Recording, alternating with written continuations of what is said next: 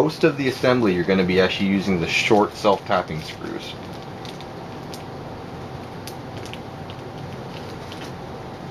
In some places on my build I'm going to deviate just a little bit from what they prescribe and actually use aluminum M2 screws, which I tend to prefer a little bit better.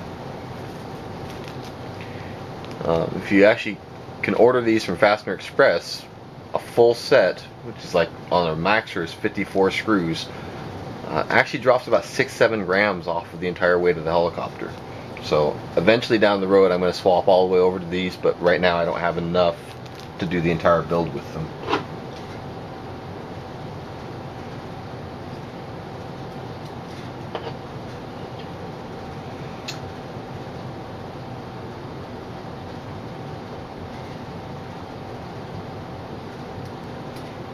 Most of these parts, it'll be pretty obvious which way they go in, because it can really only go into the frame one way.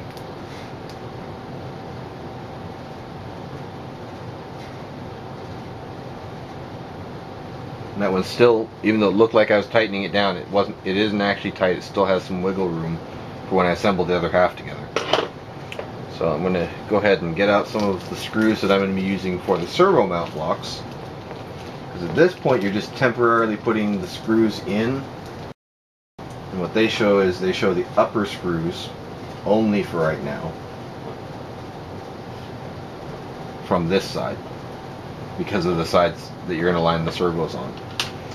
And these blocks are also going to have a little bit of wiggle space because the servo mount holes are actually slotted. So when you go to put your servo on there, you want these to be loose enough that you can get them aligned to the correct holes on your servo.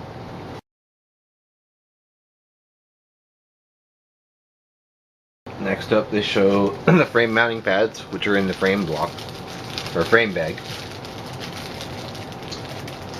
And we're going to have 2 mounting pads. They give you 3, most likely the third one of them is for the receiver, one of them is for the gyro.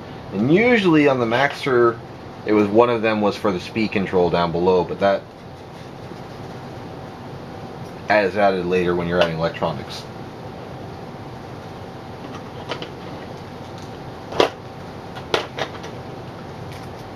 If it's helpful, sometimes I find it good to get a small box or case cover to dump out screws into.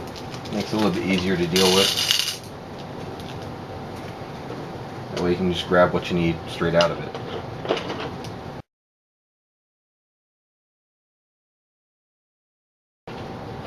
Next step is to put the anti-rotation on. And this will not use a self-tapping screw. This will actually be using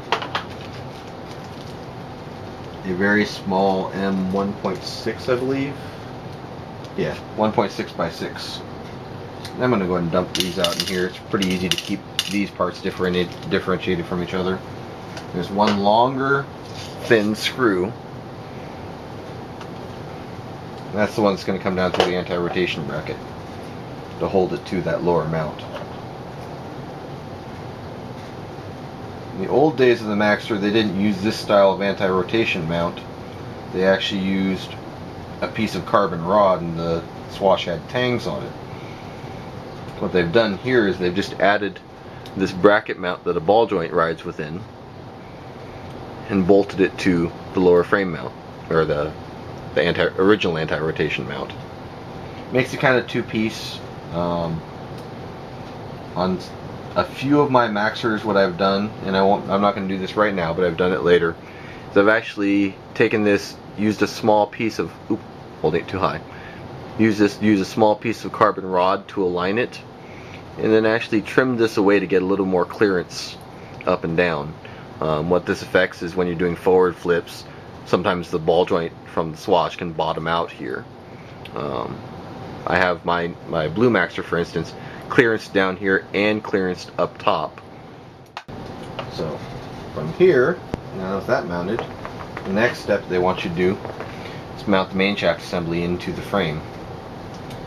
And the reason why, which is a good reason, the reason why they have you assemble this side of the frame first, the rear servo mount is actually going to go out through the frame.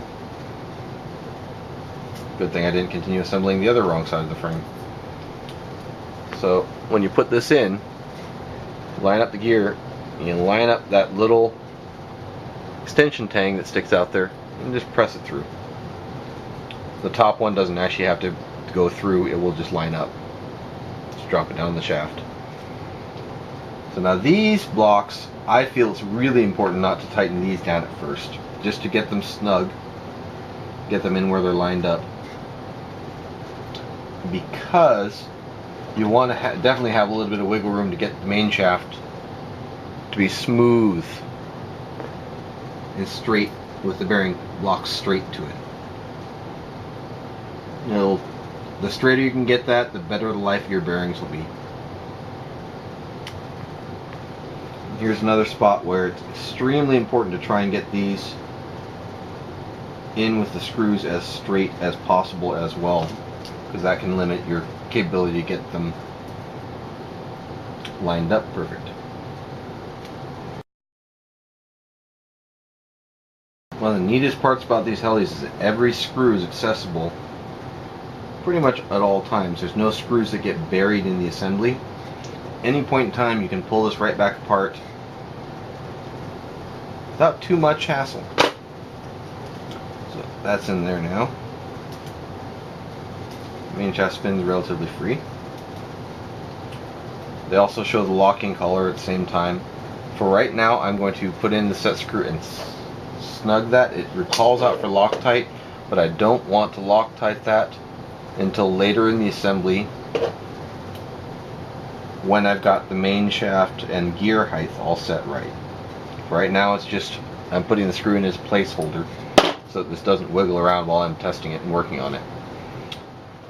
Okay, so you probably noticed when I was putting that in there that I didn't bother to align the swash to the correct direction, because on this anti-rotation you can just, while it's only got one screw in there, easily get that into the right spot. So right now that's good.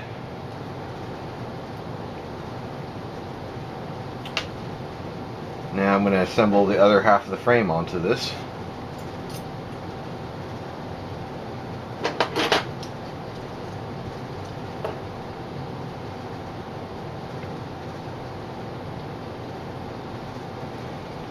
Like I said, when it comes to the frame blocks, you want to have these screws going as straight as possible.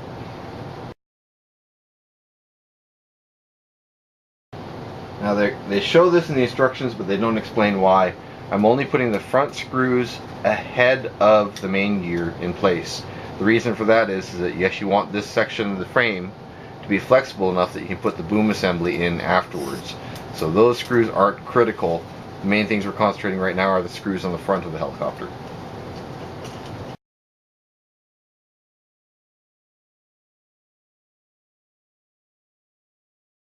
Well, on this side, you're going to put the screws only in the bottom of the servo mounts.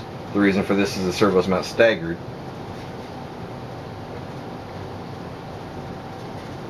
So you're actually leaving the holes free for the other actual servo mounting screws to go in. And in the case of when I go to mount the servos down, I actually have some washers here that I'm going to add to secure the servos so that they don't move as much, and so I don't end up squishing the tabs with the screw heads. Okay, so now that's in place.